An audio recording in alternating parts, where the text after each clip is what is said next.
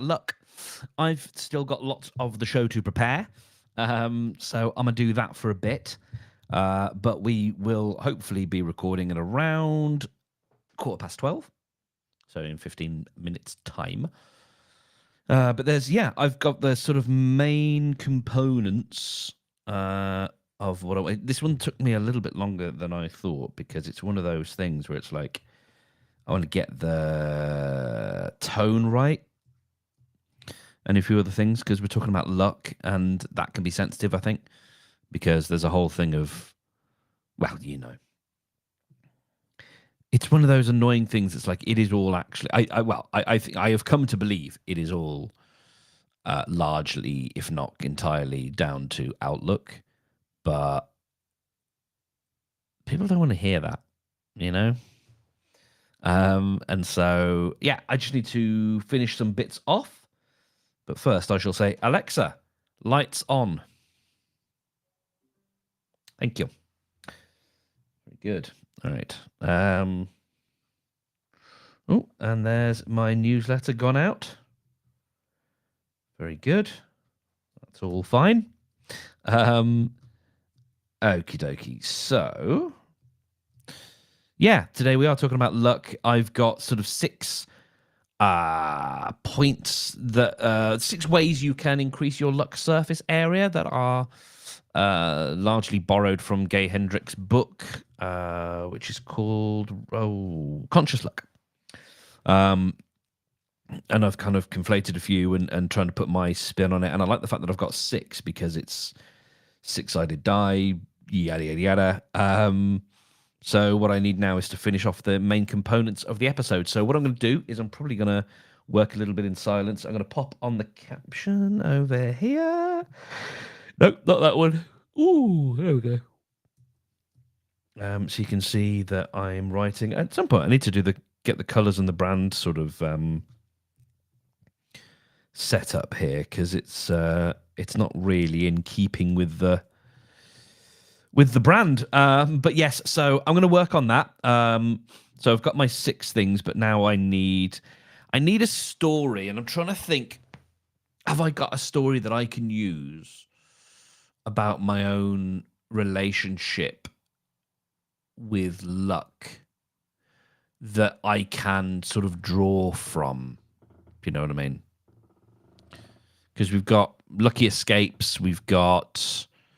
there's fortune in the fact that I did win a game show. I won some money. I mean, you don't just win the game show, but like I won some money on the game show. And I'm sort of instinctively like that makes sense to talk about, but it's all gonna sound a bit.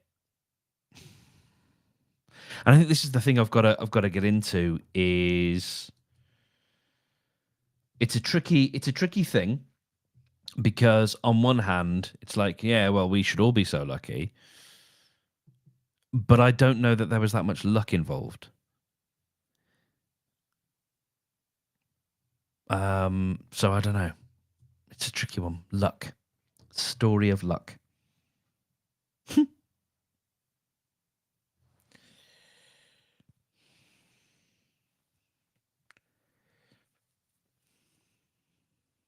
Okay, yeah, I can talk about reasons it wouldn't have happened. So if I think about, okay, so here we go. This is the way that we get into it, I think. So I'll talk about I was on a TV game show. I was on a TV game show with my dad. We won a significant amount of money. It's easy to put that down to luck, but there's more to it. So the objection there is like, it's not like we were down a mine. It's more to do with what we didn't do and what we didn't think. For example,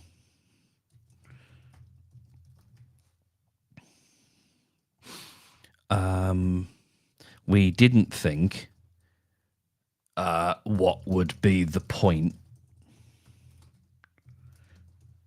The odds of us getting on are astronomical. we thought it would be fun to apply. We didn't think our faces don't fit. We're not TV ready. We're not photogenic. We thought if they like us when we do our, or if they like if they like our audition tape, they'll put us through to the next round. What else didn't we think or didn't we do?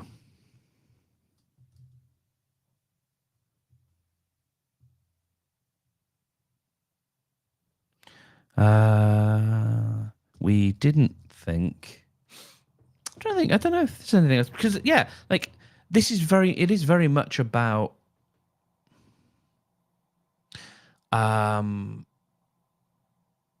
actually we didn't try and I don't know how to use the word be. Like, we didn't try and portray ourselves, or we didn't behave.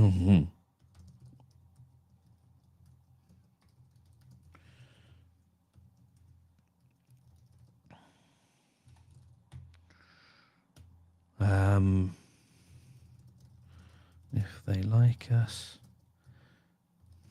they'll put us through. Yeah, it's kind of the same thing. We didn't think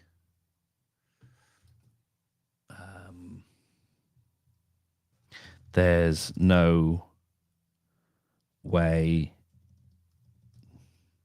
we can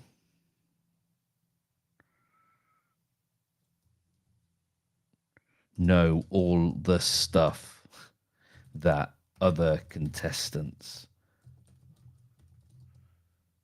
know. We thought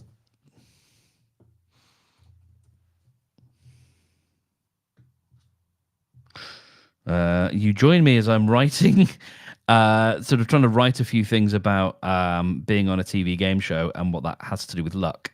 So we didn't think there's no way we can know all the stuff that the other contestants know. We thought we have knowledge that complements each other. We didn't think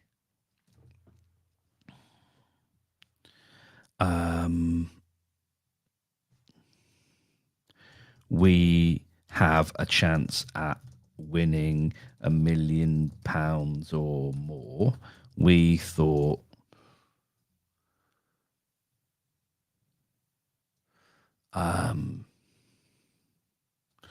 anything we do win will be a bonus.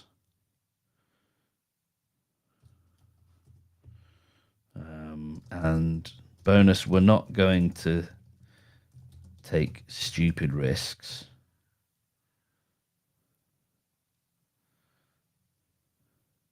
But we also know we only get one shot at this. All right, that probably gets us to where we need to go. So as much as one might think it's okay for you, you did X, Y, and Z. That's or X, Y, and Z, and the chips fell in your favor. Most of it is about what is about our mindset. It was about our mindset, or frame of mind, let's say. Okie doke. So to that end, I've got 6. It's a shame I haven't got a die with me, because I have somewhere, but I think that might be a bit too cute. But yeah, I've got 6 ways we can increase, we can be luckier in life. Simple as that. Okay, so that's that. And then I need to reference these. Come from Conscious Luck by Gay Hendricks.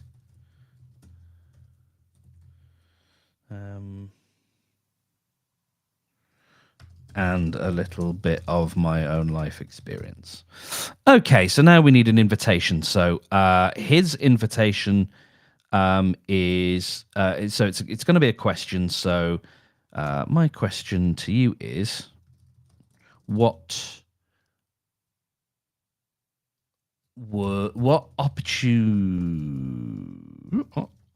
opportunities might arise if you paid more attention and didn't automatically write yourself off?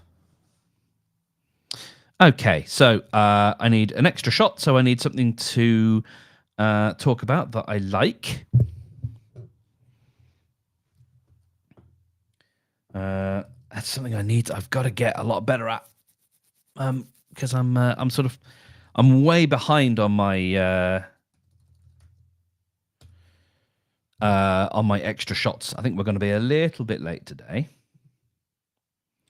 because I've still got stuff to do.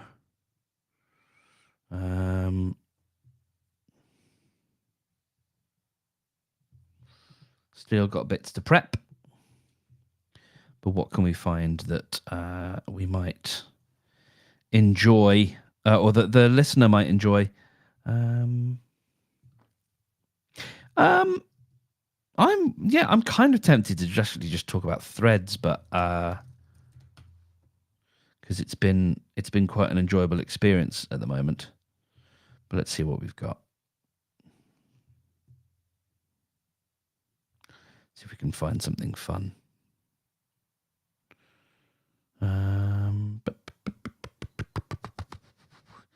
Yeah, I've really got to sit and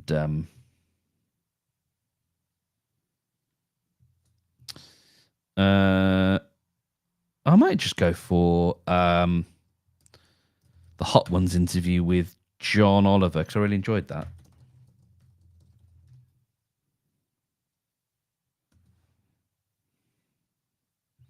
I thought it was funny. So yeah, there we go. So my extra shot is going to be John Oliver on Hot Ones.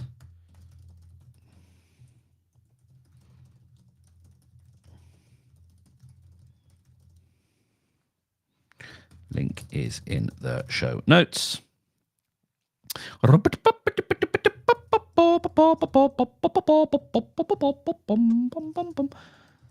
So let's just say that is John Oliver on Hot Ones. It's such a bad name for a show, but it's a good show. Hot Ones. It's just like it's a bit clumsy, isn't it? Hot Ones. Do you know what I mean? It's like Hot Ones. That's not a thing, but it's a good show. All right, so that is that. Gosh, okay.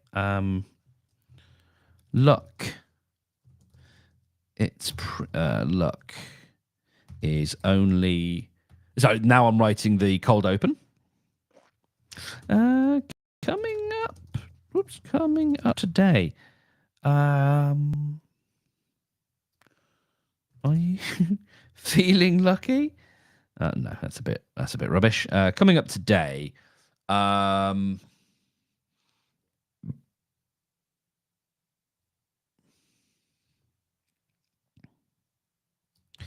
How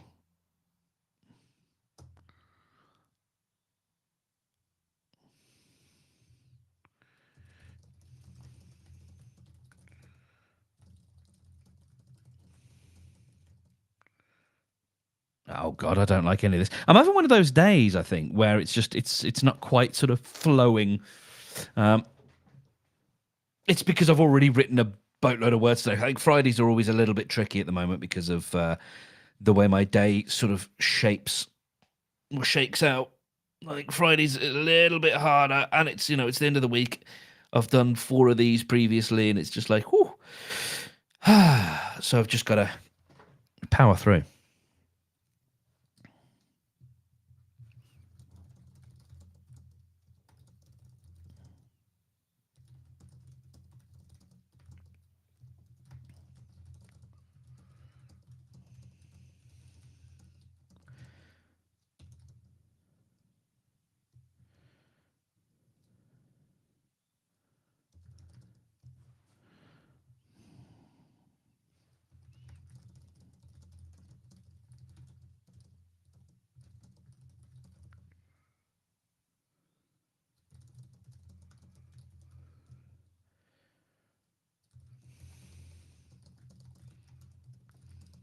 Okay, that's good enough. And then I did get some mail as well. Was that LinkedIn? I think it might have been a LinkedIn.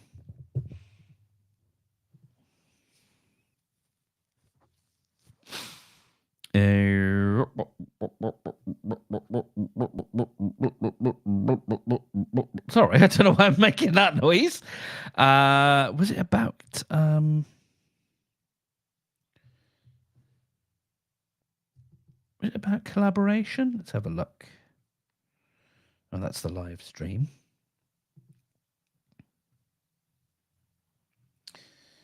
So that was that one.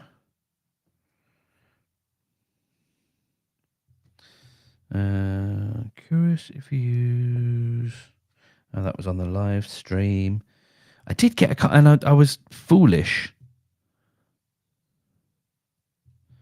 that I didn't. Oh, that might be the one. Let's have a look. Thanks for this. Oh yeah, I needed to hear this today. Have a short list of networking events to attend, and the inner dialogue can be so loud, eh? Yes. Okay, so that's right. Now I remember where we are. Okay, cool. I've got my mailbag. So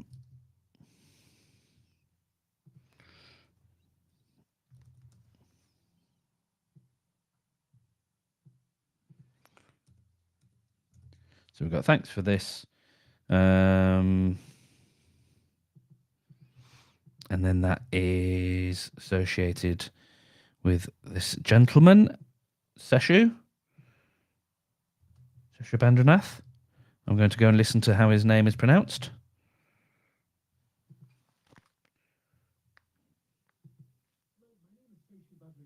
Thank you for visiting my profile. I'm a photo photographer based in Avon, Connecticut, and I look forward to hearing from you. Hello, my name is Seshu Badrinath. Thank you for visiting my profile. I'm a photo Sesha Badrinath. Okay. I'm going to Seshu.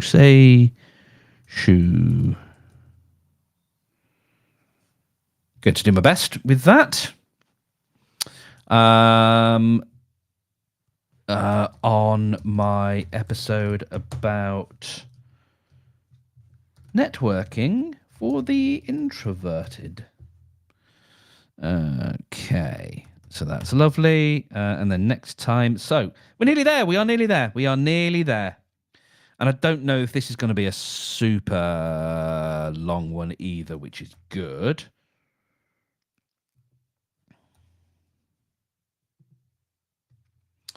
So next time, it's the monthly theme review, right? So next time we are wrapping up our month of connections and getting ready for our next theme. Brilliant. So if you do one thing today, make a list of things you're grateful for. Don't force it, and don't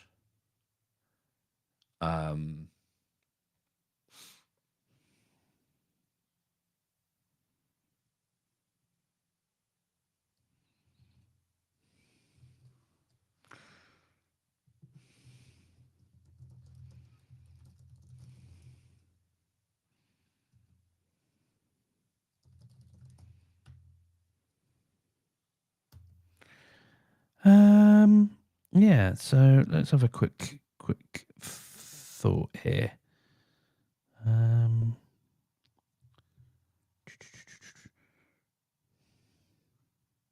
Oh, you know what? If you do one thing do today, try a random act of kindness.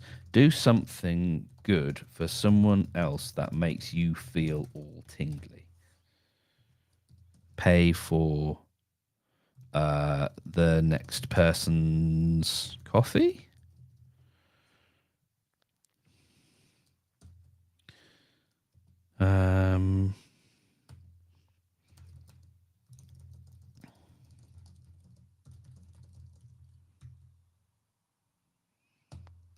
Or if you're online,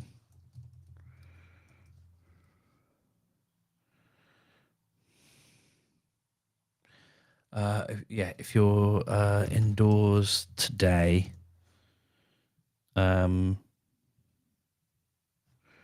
drop a text to someone you've been meaning to contact. Notice how it makes you feel.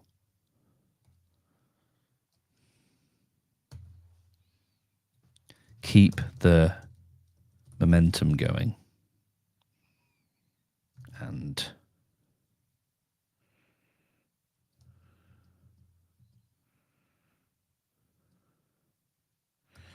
notice how it makes you feel.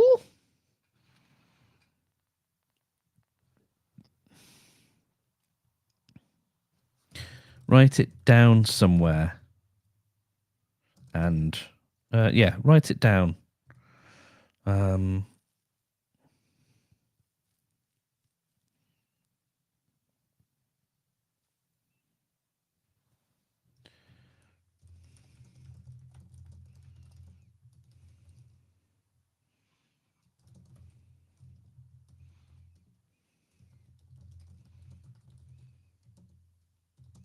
Okay. This one's maybe a little wet-eyed, a little glassy-eyed, but it gets us to where we need to go. Can't all be starkly practical, you know? Okay. Oops. What am I doing? There we go. Right. Cool. Okay. Wow. I have got to get better at stuff.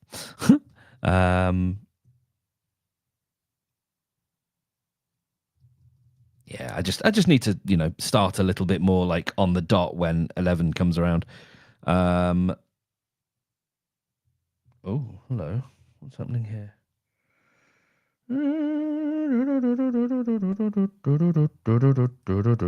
Right, let's close the things that I don't need. All the apps. Close all the apps. And open Descript because I do need that. I don't need Keynote. Why did I open Keynote? Go away, Keynote. Sorry, I don't want you.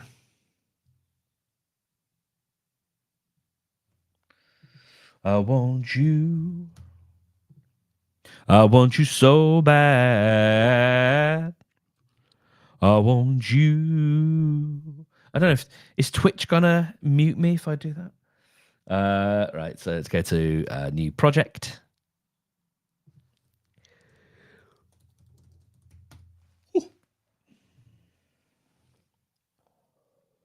Ooh. And there we go. Adjust the camera.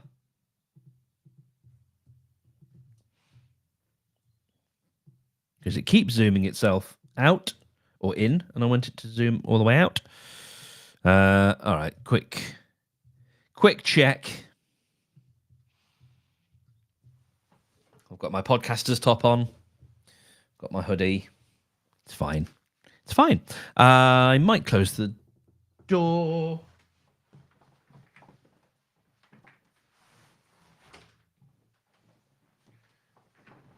It'll probably get opened by a cat in a bit.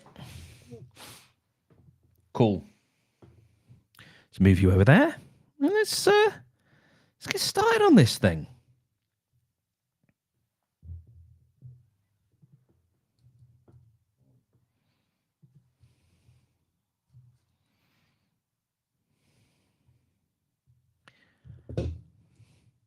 Is luck something we're born with, or is it something that gets handed down to certain people? Oh no, that's wrong. Is luck something? Oh god, and there goes the chair. Okay.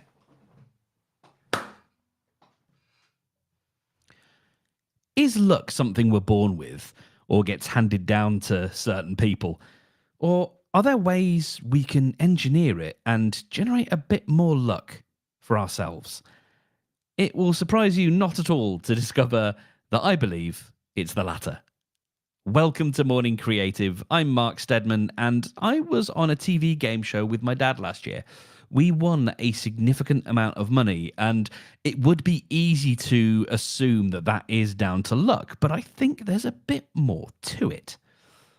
Let's be real here. It's not like we were working down a mine, but I think it has a lot more to do with what we didn't do and what we didn't think that got us to the point after all the auditions and all the paper sifting to get us to the point where we were on stage with TV royalty, Ant and Dec, presenting us with a metaphorical check for a lot of money. The first thing we didn't think is we didn't think what would be the point. The odds of us getting on are astronomical. It cost us nothing to enter, you know? So we thought, well, it would be fun to apply. This is not like the lottery where every time you play, you're spending some money.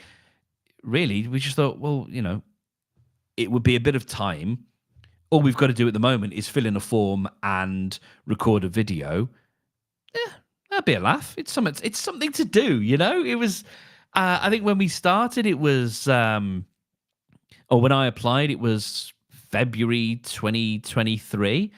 And it wouldn't be till a few months later where we actually had to do the full form. And it was like, it's something to do on a Sunday, you know? We didn't think our faces don't fit. We're not TV ready. We're not photogenic. We didn't much think about, is TV really going to like us? We did a little bit, but that's not something that we let stand in our way. Instead, we kind of thought, well, if the producers like us, if they like the audition that we made, then they'll put us through to the next round. And if they don't think we fit, then they won't. We also didn't think there's no way we can know all of the stuff that all the contestants previously who've been on can know. You know, we didn't think, we're not trivia buffs. We can't know all this stuff. We kind of thought, well, we have complementary knowledge of each other. We know what we know. And again, it's a game. It would be fun to play if we got the opportunity to play. We didn't think we have a chance at winning £1 million or more, and so that's what we should aim for. Instead, we just thought like anything that we do win is a bonus.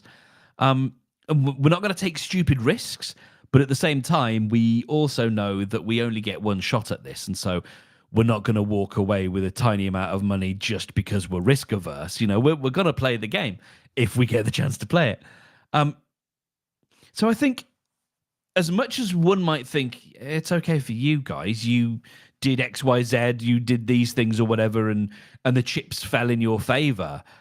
Most of it was really for us about our frame of mind. We got through because we put our story across and the casting team liked that story. That's, you know, what we understand to be the case. And when we did auditions, We didn't pile a bunch of pressure onto ourselves. We didn't think this has to work. We have to get on. We just thought each time, like, well, and of course we were nervous when we did the auditions. Of course we both were. But we didn't pile a bunch of pressure onto ourselves like this is the only way we're going to win a significant amount of money. We weren't thinking about that at all. It really was just, wouldn't it be fun for us to Jeb ends? No, I won't say that. Wouldn't it be fun for us to clown noses to be on the TV in front of millions of people and to meet Anton Deck, the presenters?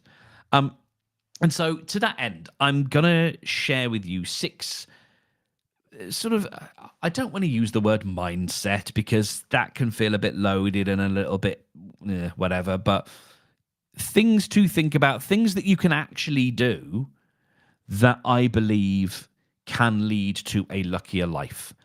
Because I am going to put the tiger on, no, because I am going to be the one to say it. Luck is internal. There are elements of chance. There are elements of randomness in the universe. Of course there are.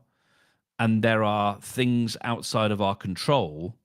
But there's also a lot more that we can control that we don't give ourselves credit for. And that's what I want to focus on here. It's about, there's actually a whole bunch of stuff that we can do that we have control over that will increase our luck surface area. It means that we can expand ourselves so that when randomness does hit, it's more likely that it's going to hit where we are because we are putting ourselves more in the path of luck. I kind of think of luck as a spray hose.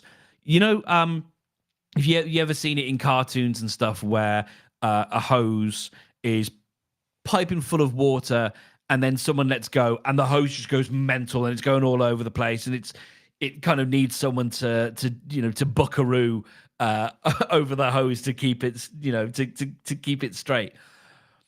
That's luck. And our job, if we think about watering a garden, it's one thing to plant a small crop somewhere because that's the best place that it can grow when it gets the sunlight there and it looks pretty and that's where it worked last time, so that's where we're going to plant. It's like, fine, but you don't know if the hose is going to go over there much.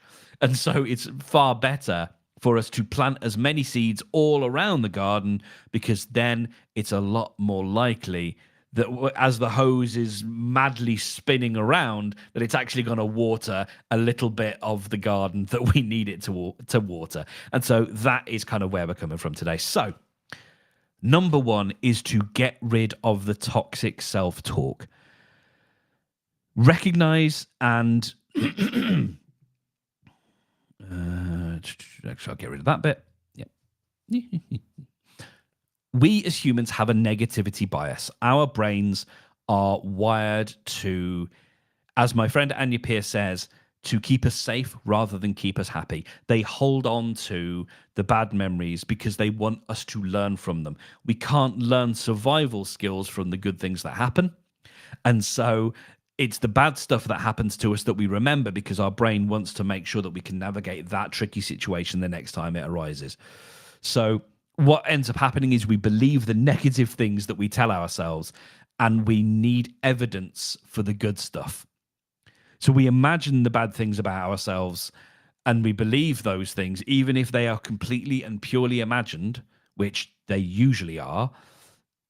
But we need evidence for the good stuff. So it's like the brain can believe any old bunk as long as it's negative, but it needs to actually have the receipts for the positive stuff.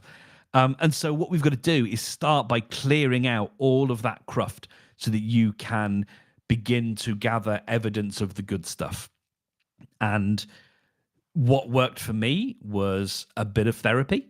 It doesn't have to be a huge commitment that you go into, but spending a few hours with someone who can actually help take some of that stuff, that toxicity that you've integrated and ingested into yourself that you might believe about yourself, that is telling you these things never happen for me, these things don't work out, I'm not one of the people whose face is fit, like whatever it is. someone can help you get to the root of that. Yes, okay. And then number 2 is, so next up is to recruit the right crew. So we've talked before, right at the beginning of our theme of connection in February, we talked about putting a great team together. If we're on a spaceship, we need the right crew with us. And so you need to be in positive relationships with people. Toxic relationships keep you down. They keep you in that zone of you can't, or you shouldn't, or you mustn't, or it won't work for you. You need to be with positive people and have positive relations with them. I don't mean toxic positivity, and I don't mean people who are constantly just going to say yes to every mad, crazy idea that you have, but it's more like the people who are going to say, okay, sure, but why are you doing that? Or have you tried this thing instead? Who are thinking in generative terms rather than finding ways to cut you down or say, no, this can't work, this shouldn't work. Why are you doing that? You know, we want the people who ask why not rather than why. Because ultimately, people amplify your luck. If we're trying to increase our surface luck area, one of the ways that we do that is through positive relationships with people who have also got a decent frame of mind on them. So next up is to cultivate an air of adventure. You might, for this to work, you might need to step or even live significantly outside of your comfort zone for a certain amount of time. I knew this when I started doing an improv course a few years ago. I just went along because I wanted to meet some people, and I thought it might help me think a little bit quicker on my feet. And it did. But what it also helped me discover is a whole new hobby that I was actually all right at. And I really, really enjoyed. Like I found what felt like a drug, and it was incredible. And I made some really significant friends who actually live really close to me, as well as having all sorts of other experiences that I would not have had otherwise.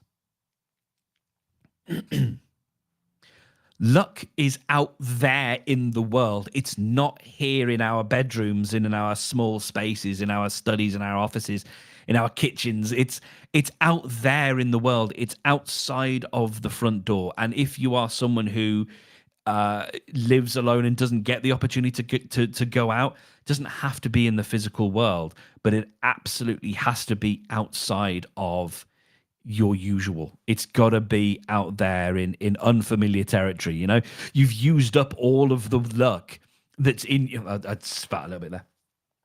You've used up all of the luck that's in your current patch of ground. So now what you've got to do is find all that luck that's in uncharted territories. So next up then, number 4, look for the chimneys.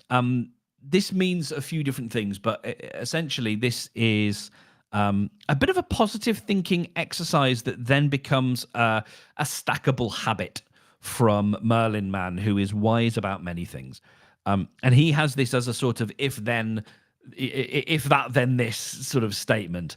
And so this is why it works really well when we think about habit stacking, to go back to the Atomic Habits book. When I take a walk, my intention is to look for the chimneys and not get absorbed in my usual bummer thoughts. So I will gently incline myself back to the chimneys.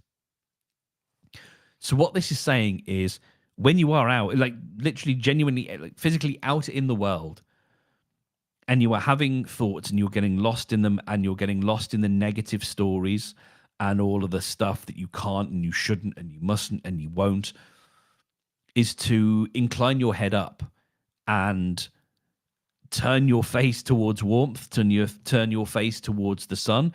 It's a little helpful way of just, I think it's a little bit somatic in the sense, you know, it's of the body. And by looking up, we are taking in more of the sun on our faces, even if it's not a particularly sunny day.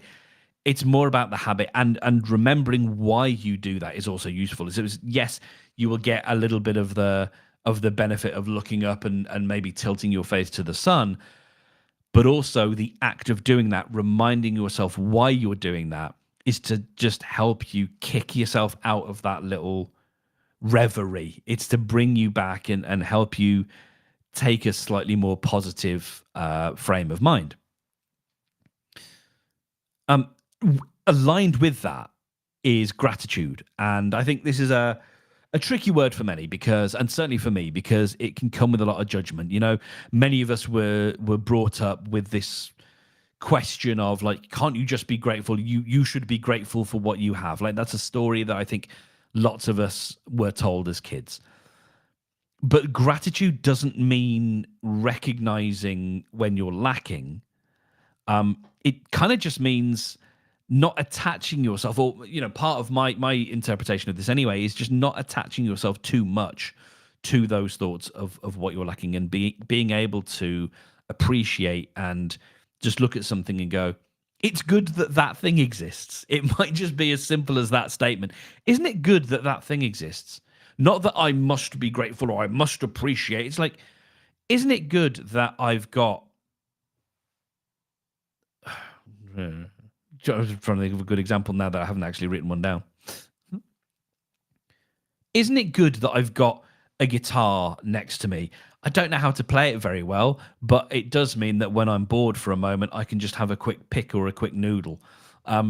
Isn't it good that I've got a really cheap ring light in front of me? It's not as if I'm just, trying to point out the things that are directly in my vision.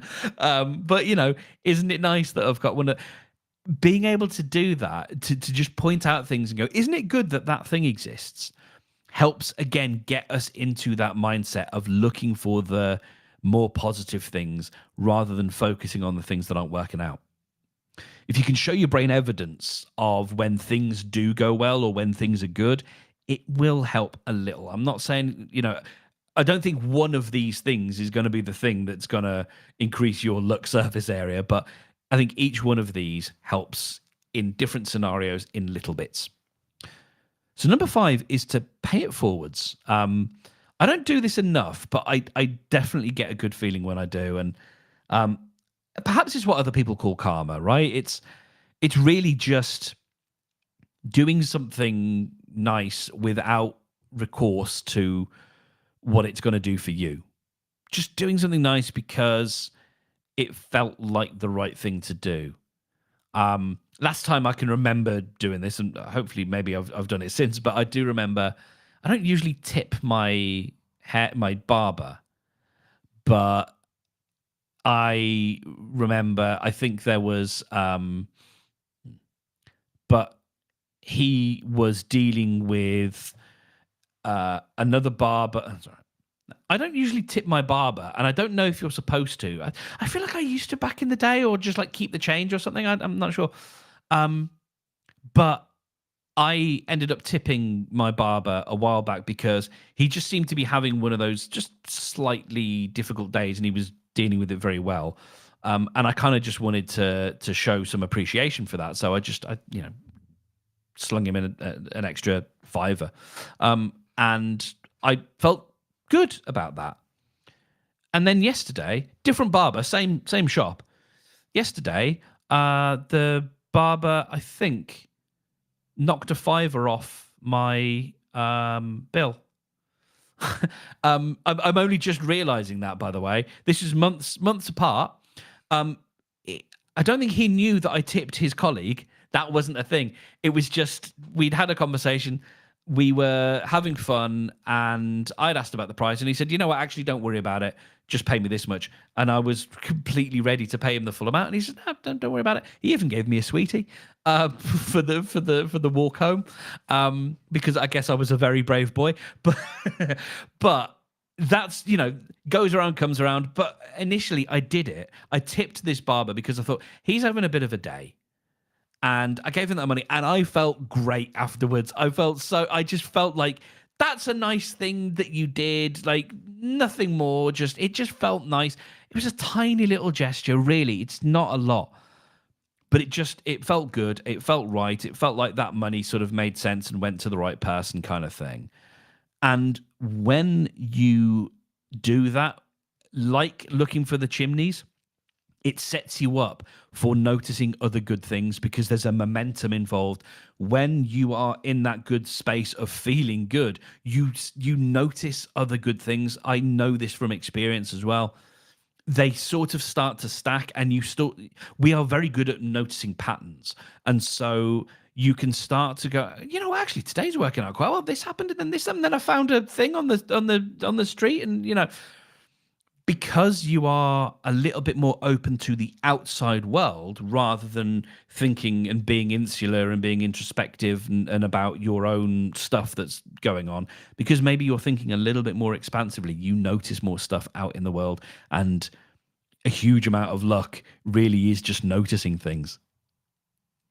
And then lastly, I'll say be here now, which just means being present. And I definitely don't do this enough. I'm usually stewing over the past or I'm worrying about the future.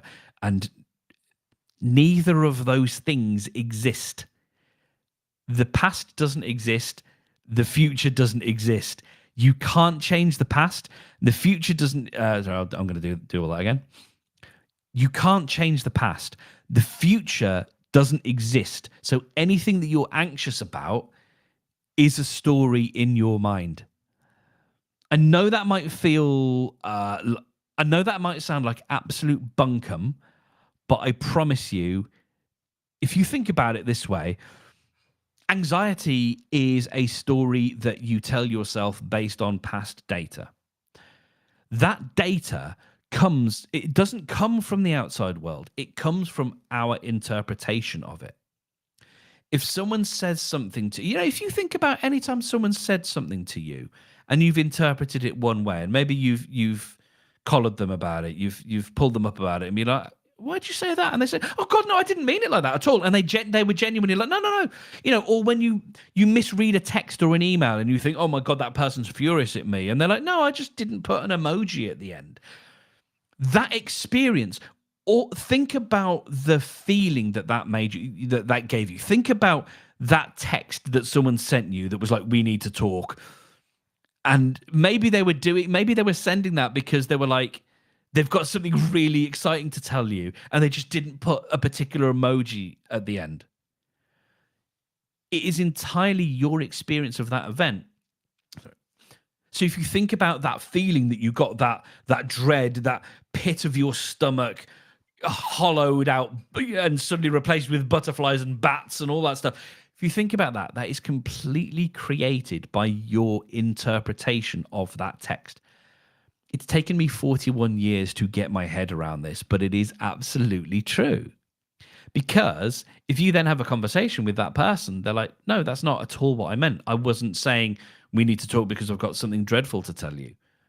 So that is my way of explaining that the experience you have is absolutely made up from your interpretation of the data that you get. And so if we map that to the future and think about anxiety about the future is really just your interpretation of a story that you're telling yourself based on the data that you've got. It doesn't exist. The future doesn't exist. It's only a story that you're telling yourself. And that story is creating those feelings inside you. So if you can get into the habit, and it doesn't just work instantly, it is something that works a little bit here and a little bit there over time. That's certainly my experience anyway. But when you catch yourself in that moment of going, "Oh God, I'm worrying about the future," or "I'm stewing over the past," whatever it is, and stop and go, "Hang on. I'm feeling these feelings. I'm experiencing these feelings based on my interpretation of information." And that interpretation can be faulty in so many different ways.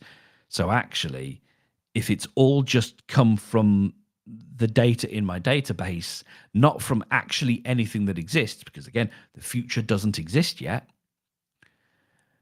When you get into that mode, it can be a lot easier to put down that thought, because you can just go, "Oh, this is optional," because it's coming from my database. It's not coming from the world, because the world hasn't happened yet. So I can put that down.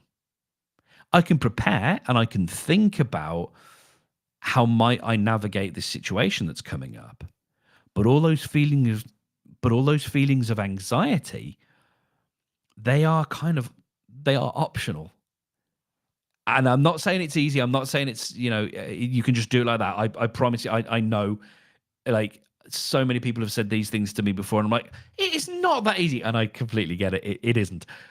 But it is a repeatable thing that you can do. If you notice when you're feeling those feelings and just think about where that's coming from, over time, it does get easier. And so finding a way to keep yourself in the present rather than stewing over the past or agonizing or getting anxious over the future, by being more in the present, that opens you up to the world around you. It gives you access to more interesting conversations because you're actually focused on the now rather than thinking about what's the next conversation I'm going to have or whatever.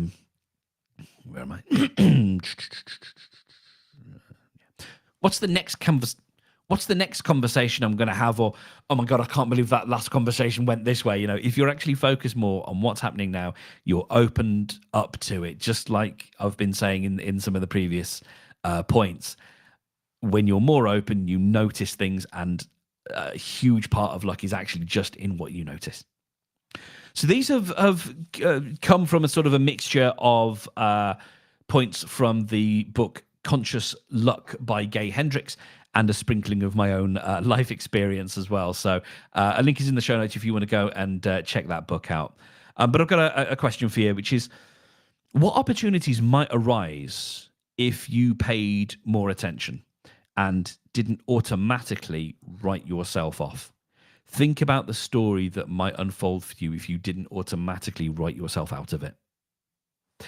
And on that, then, I want to tell you about something that I've enjoyed that you might also enjoy, completely tangential to this, which is John Oliver on Hot Ones. So I watched this a while back, and I really enjoyed it. It's the first time I've actually watched an episode of Hot Ones, but it was great. It's John Oliver of Last Week Tonight and formerly The Daily Show, and he used to be on British TV back in 2005. That's how, I remember him then.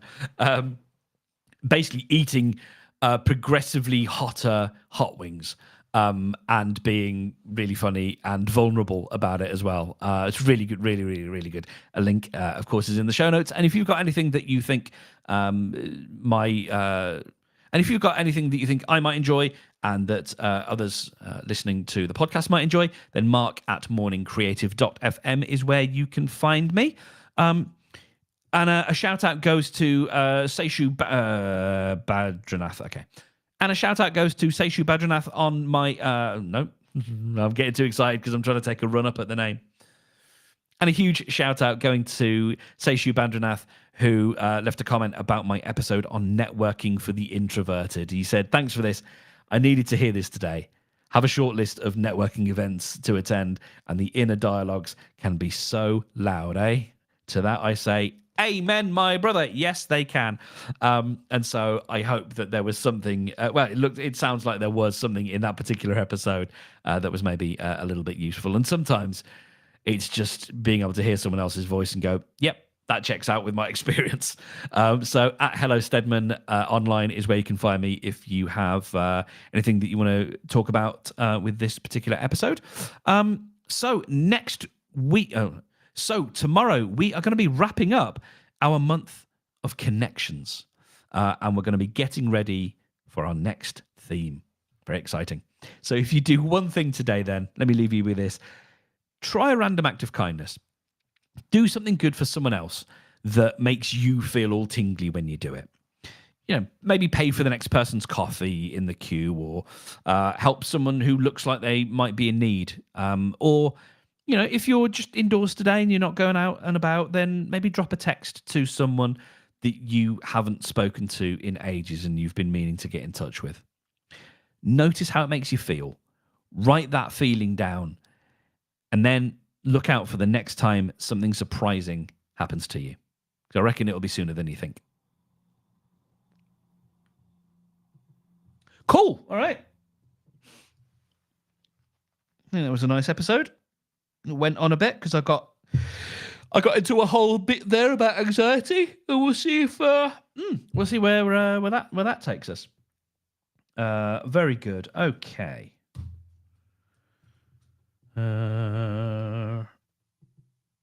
These look something we're born with. Oh, what? Sorry. Oh, the script managed to very dramatically mistranscribe something I said. Cool. All right. So that is that episode done and recorded. I'm hungry and ready for lunch. I've got a decent lunch awaiting me, so I'm happy about that. I think is that going to be about 25 minutes, maybe longer? Let's have a look. 28 and a half minutes. And my WhatsApp has been absolutely kicking off. Could have sworn I was should have been on Do Not Disturb. But hey ho. Anyway, it hasn't been making noise. It's just been my watch pinging away. Right, let's get rid of the ums and let's see how many ums we've got. Just the 43 today. That's actually not as bad as it has been. Those are gone. Ooh, sorry. And let us shorten these word gaps. Cool. All right, so that's left us with 27 minutes and 15 seconds. So we will easily get that down, I'm sure, to an acceptable episode length. I shall do that possibly over lunch. I'm sure I've got other things that I need to do as well. So I will attend to those things. Oh, dear. But until next time, it's Friday. So we'll be back on Monday with... let's have a look. Well, I know that particular thing is what we talked about. Sorry, I'm being all confusing. Let me get my Notion back in order here. Take a look. So yes, Monday I shall be recording that episode on themes, because that is for the 28th. Lovely. All right. Cool. So back here on Monday, midday, noon GMT. That is what I'm trying to say. To do a big review of this whole month, this whole last however many episodes we've had, all about connection. So I'm going to do a big wrap up like I did in the end of January. Wow. And look forward to seeing you there.